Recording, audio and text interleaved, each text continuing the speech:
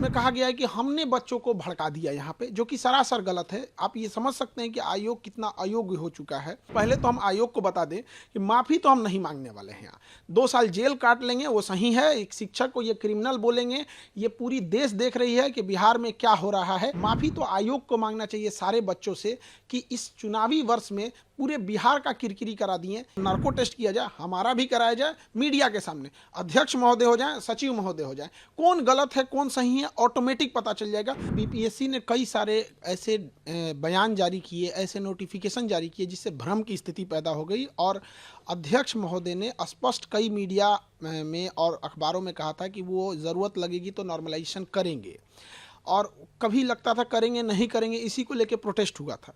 तो उन्होंने हमारे 5 सेंटरों को इसे नोटिस भेज दिए।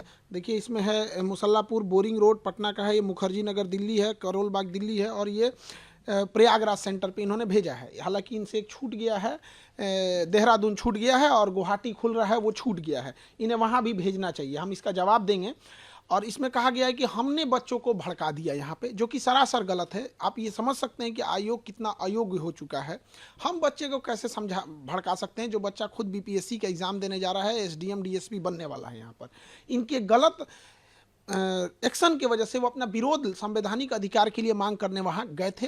और एक शिक्षक की नैतिक जिम्मेदारी होने के नाते बच्चों के साथ जब भी अहित होगा तो उनके लड़ने के लिए उनके गार्जियन तो आएंगे नहीं, बच्चे गांव से आए हैं, वो मिडिल क्लास के बच्चे हैं, उनके पास इतना संसाधन भी नहीं है। तो हम उनको एक सही ढंग से एक जो तरीका है गर्दनी बाग जो बिहार सरकार ने धरना स्थल के लिए दिया है, वहाँ जाके हम प्रोटेस्ट कर रहे थे। उसके लिए इन्होंने एक नोटिस भेज दिया और इस नोटिस में उन्होंने कहा है कि हमारे ऊपर क्रिमिनल ऑफेंस क्रिमिनल केस करेंगे ये, अगर हम ये नहीं करते हैं तो।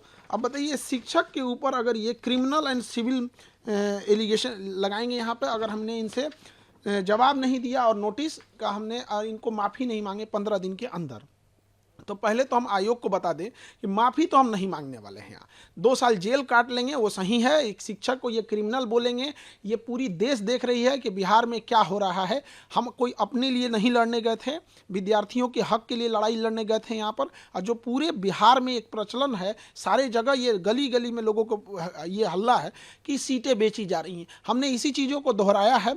और आयोग इस पर स्पष्टीकरण करे कि आखिर ऐसा क्यों हो रहा है, स्केलिंग क्यों करेगा आयोग यहाँ। और उनका कहना है कि सार्वजनिक रूप से माफ़ी मांगे। माफ़ी तो आयोग को मांगना चाहिए सारे बच्चों से कि इस चुनावी वर्ष में पूरे बिहार का किरकिरी करा दिए, इतने बच्चों का, जहां कोई परीक्षा नहीं करा सकते हैं। तो ये आयोग को तो कहीं से इस बात पे होना ही नहीं चाहिए कि हम लोग से नोटिस दे। यहाँ पर आपने डीएसपी एसडीएम जैसे लोगों सीट मिलने की बातें को लेकर है कहा है उसमें कि आप बिक गया सीट, उसको लेकर है अपने बीपीएससी की छवि धूमिल की आपने।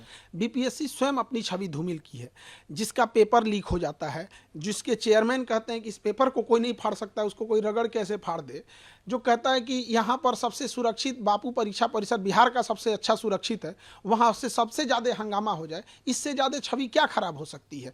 आरा में पिछले साल पेपर लीक हो गया, इस साल ऐसे हो गया यहाँ पर, तो इससे हम क्या छवि खराब करेंगे। दूसरा कि जो एसडीएम की सीटें बेची जा रही हैं, जो डीएसपी की सीटें बेची जा रही हैं, ये तमाम मीडिया में चले हुए चीज़ें हैं।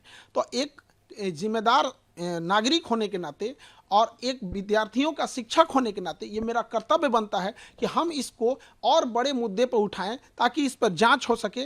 यदि ऐसा नहीं है तो नार्को टेस्ट कराया जाए। हम यही कहते हैं कि देश में हम भी इतने दिन से पढ़ा रहे हैं, ये जांच और उसकी रिपोर्ट कब जांच होती है, कब रिपोर्ट दब जाती है, किसी को नहीं पता चलता है।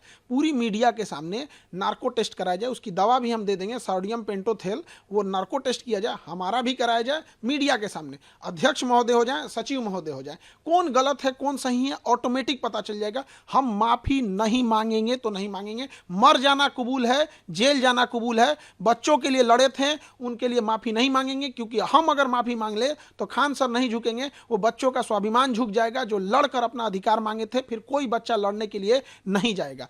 रही बात बच्चों के री एग्जाम की, अगर आयोग बच्चों के हित को ध्यान रखते हुए री एग्जाम कंडक्ट करा देता है, दोबारा बोलते हैं री एग्जाम बीपीएससी कंडक्ट करा लेता है, तो उसके लिए बीपीएससी जो कहेगा वो हम कर लेंगे। बच्चों के हित में ध्यान रखते के लिए जो सजा है वो हम कबूल कर लेंगे, चाहे आयोग कुछ भी कहे, लेकिन ऐसे तो माफी नहीं मांगेंगे।